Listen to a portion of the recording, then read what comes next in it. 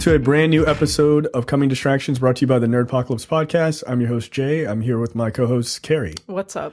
All right, guys, we're back. We're going to talk about the newly released Christopher Robin film. Carrie, you got to see this movie. You demanded the screener for this, and I did not step in your way. Yeah. So tell us about this in your initial impressions. Sure. So I did ask for the screener for this because, like, I'm not a huge Winnie the Pooh fan, right? Like, I wouldn't say I'm anti-Pooh Bear, but I'm ambivalent about the Winnie the Pooh stories as far as Disney is concerned. But I am a big Disney fan. And so when I first saw the trailers for this come out, I was just sort of like, that seems like a nice movie, but maybe not one I want to spend money on. Well, that's how I felt, except I didn't watch the trailer. I just saw the poster and I was like, I don't care about Winnie the Pooh. But it looked very sweet. I like the animation and everything. Yeah, it looked pretty. It follows Christopher Robin, who so it's Christopher Robin, the fictional character, as opposed to Christopher Robin Milne, the actual real human person who came up with it, who was the inspiration for it. It was his father who wrote all the books. And just so we're clear, Christopher Robin played by Ewan McGregor. Yes. So this is sort of within the same fictional universe, because last year we had a film come out called Goodbye Christopher Robin that was more about the actual people who this was all based on. So this is... Right, because I was very confused. I was like, there's a second Winnie the Pooh movie? All right, this is more times I want to say Pooh in 1 year. Yeah. So last year's Goodbye Christopher Robin, based on real life people, this is within the Disney universe. Okay, that's so fair. Just as far as making that clear. So in any case, Christopher Robin, he is being sent at the start of the film. He's sent away to boarding school. He leaves the 100 Acre Wood behind. He sort of grows up. You know, he goes to boarding school. He goes to war. He comes back. He has a wife. And Hayley Atwell is his wife. Evelyn is, I think, her name. This is a reason for me to see this movie. But anyway, go ahead. And basically he sort of turns into this, you know, working man, and he's overworked and he no longer prioritizes his family correctly. And so one day, Pooh wakes up in the 100 Acre Wood and he can't find his friend, and he goes through the door that Christopher Robin used to come through and ends up in London and finds Christopher Robin again. And it's basically, you know, Christopher Robin is able to reprioritize his life a little bit as far as putting his family before his work again. And so it's like it's basically a moral story. Yeah, that's basically it. And look, the premise of crotchety, overworked or work-focused older father figure who doesn't value the time with his kids enough, learns to be a kid again, has been done to death. So you mean Hook, then? Yeah, I mean, it's yeah. Hook, There's a thousand movies. It's the character that immediately popped into my mind as far as Disney is concerned is the father from Mary Poppins. It's a premise that's literally, it's been done over and over and over again. But despite the remarkably cliched premise, I don't know if it's just the Disney veneer on top of this film, but it is so good.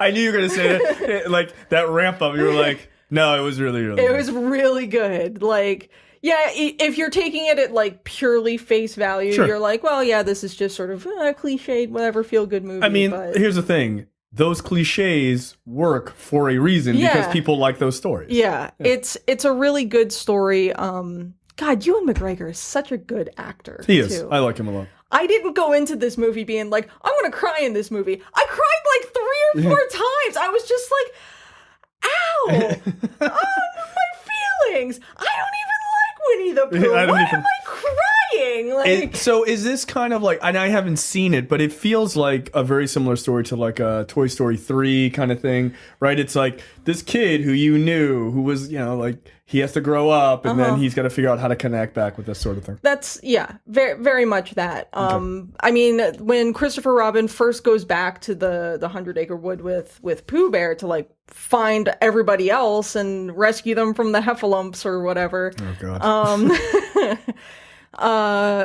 There's a scene where like he's still in the work mindset and he has his papers because he's working over this weekend instead of going on holiday with his family in order to make sure that people don't lose their jobs. You know, it's not, well, I'm working because I don't like my family. It's I'm working because like I have to do this. And if I don't do this, people are going to be let go. And Pooh looks at him and he's like, did you let me go? And I was just like, what are you doing, movie? That's funny. Yeah, That's hilarious. yeah. There were a few times where I was just like, why is my face wet? What is this salty discharge? So yeah. So pretty good though. Yeah, really good, like really genuinely heartfelt. There's a lot of like really funny moments too, like just in regards to like the Pooh characters end up in London, like in the real world, sort of, and Christopher Robin keeps telling them to play nap time, but like they can't do it very well, and so like Pooh is literally like going, "Oh, hello," and like people are just like, "What?" and just like running smack into things, and like it's very funny. It's well done.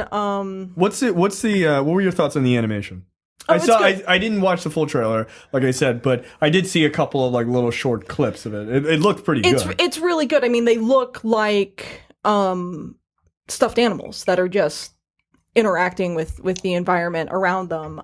The only ones who I would say are obviously CGI are, I mean, they're all obviously CGI, but like the ones that like really stand out are Owl and Rabbit, because they are not stuffed. They are like real animals. Creatures. So when you see them, it's sort of like, man, you're definitely a cartoon animal. Right. Whereas the other ones, it's believable that, you know, particularly there's eventually Christopher Robin's daughter ends up sort of like running into them and she like picks all of them up and like it just looks like a little girl holding like 5 stuffed animals all at once. Like it doesn't look fake, you know? Okay. All right. So if you had to give it a score out of 5, your thoughts? Like a solid 4. Okay. Like really, really good. Just like one of those feel good movies, you know.